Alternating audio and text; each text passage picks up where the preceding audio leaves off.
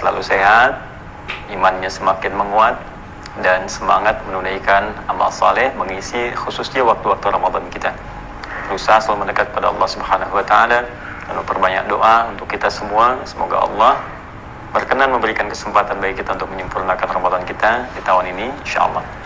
Baik, hari ini kita coba lanjutkan kembali untuk melihat beberapa pertanyaan kawan-kawan yang disampaikan, yang kiranya bisa kita diskusikan dengan izin Allah Subhanahu wa taala.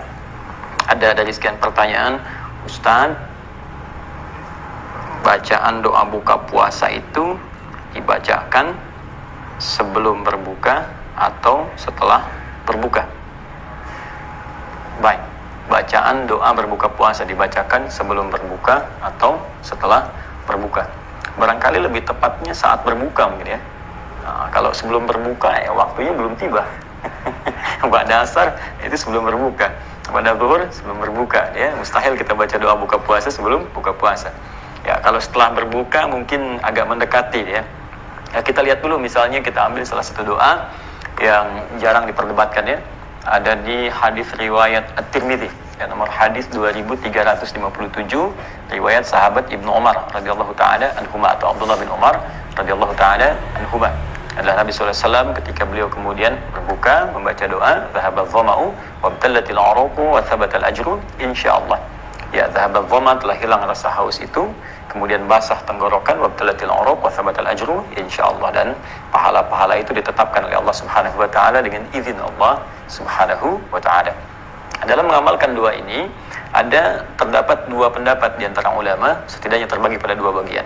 Pertama, yang melihat kepada zahir teks hadisnya. Ya, teks hadis mengatakan dipahami dhahabadh dhama, bentuknya fi'il madhi, telah hilang ya rasa haus. Kalau telah hilang rasa haus itu kan artinya ada yang mengartikan minum dulu. Ya, karena sebelum minum hausnya masih ada. Kemudian ketika kemudian minum, maka hilanglah kemudian dahaga itu. Telah hilang dahaga artinya minum dulu, baru kemudian dahaga itu hilang.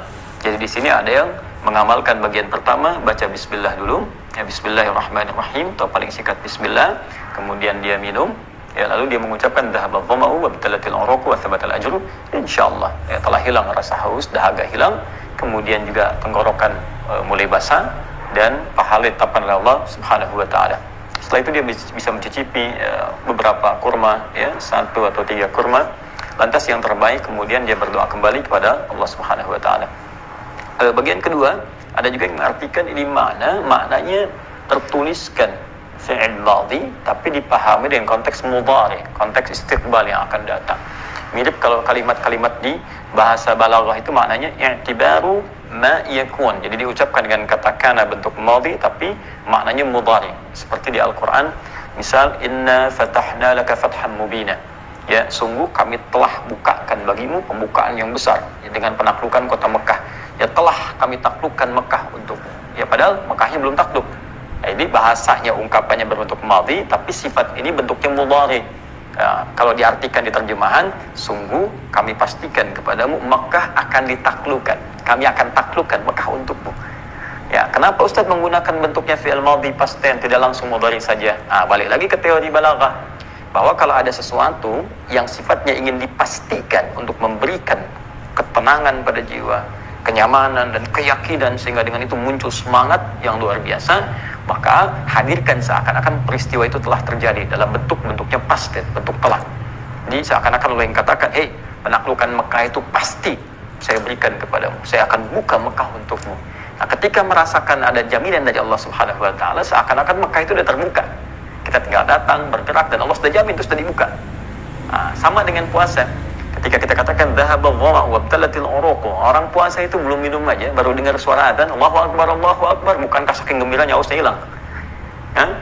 Jadi seakan-akan wah, udah nikmat nih, buka udah datang, seakan-akan tenggorokan tuh udah merasa mau basah aja, sudah hilang rasa haus itu. Sehingga ada yang mengartikan doa itu dibaca sebelum berbuka, dhahabadh dhama'u wabtallatil 'uruqu wa thabatal ajru insyaallah. Ya Allah, hilang nih dahaga, alhamdulillah. Artinya akan hilang dahaga dengan saya buka sekarang.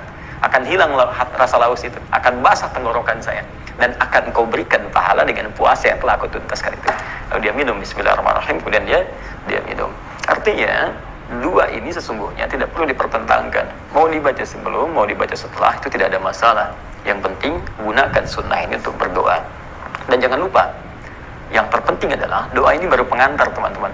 Baru pengantar. Karena riwayat-riwayat lain menyebutkan bahwa perbanyak doa saat berbuka. Seperti hadis yang sahih disampaikan oleh Nabi SAW, "Thalathatun la turaddu da'watuhum." Ada 3 golongan yang sulit ditolak doanya, tidak ditolak doanya. Ya, siapa mereka? Satu, al-imamul adil, pemimpin yang adil. Pemimpin yang adil, doanya diterima oleh Allah Subhanahu wa taala. Kemudian yang kedua, as-shaima hatta yuftira, orang puasa sampai buka. Di saat berbuka itu, Masya Allah, saat-saat mustajab doa, saat-saat mustajab. Diminta kepada Allah, hina yuftir, saat dia berbuka, minta. Jadi ketika Anda katakan, wa thabatal ajru insyaallah, pahala akan diberikan oleh Allah, ajrun. Nah, maka ada 2 jenis pahala yang diberikan oleh Allah untuk orang puasa. Ya, yang pertama, dan dua-duanya menggembirakan, memberikan kegembiraan orang puasa. Yang pertama, mengabulkan doa yang dia mohonkan. Yang kedua, memberikan pahala puasa saat tiba di akhirat. 2 ini. Makanya di hadis lain dikatakan farhatani, 2 kegembiraan untuk orang puasa. Lis-shaimi farhatani, bagi orang puasa punya 2 kegembiraan.